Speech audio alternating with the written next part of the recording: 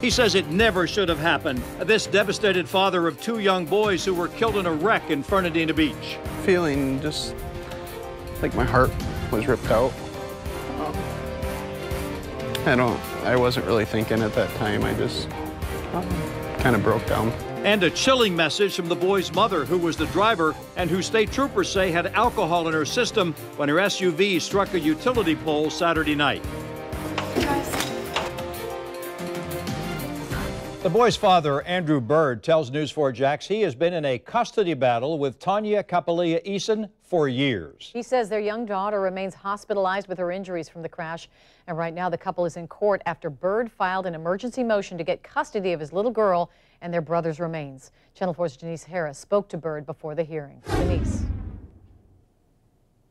Yes, we had a chance to talk with Andrew Bird, who is devastated and still overwhelmed by the death of his two boys and the injuries of his little girl. There is a hearing. An emergency motion was filed by him, and that hearing is happening right now. Our very own Ethan Callaway is inside of Nassau County Courthouse. Now, the doors are locked, so we can't get inside, but they are there as this hearing is happening. Now, this emergency motion was filed yesterday by the father, who says he is determined, if it's possible, to get the custody of his two boys that have passed away so that he can take them back up north to Michigan and bury them there. He is also focused on getting the custody of his daughter Nina, who is still in the hospital, saying he wants to have her be able to move forward with her life in a very peaceful way. Now, earlier today, we also got a chance to talk with Andrew Bird with his wife by his side, explaining how devastated he was about finding out this news actually a day after the accident happened,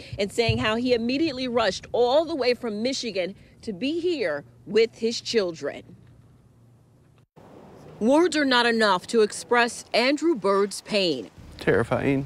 Don't really have any words. I'm just hurt and confused and angry. It's like a million different emotions all wrapped up and at different times, and I can't really put it into words. Saturday night, police say Tonya Capallia Eason was driving with 7 children in the vehicle when she hit a utility pole. 7 children were inside, including his sons, Nehemiah and Nicolay, who died, and his daughter, Nina, who was hospitalized. He found out from one of the other children's fathers. Feeling just like my heart was ripped out.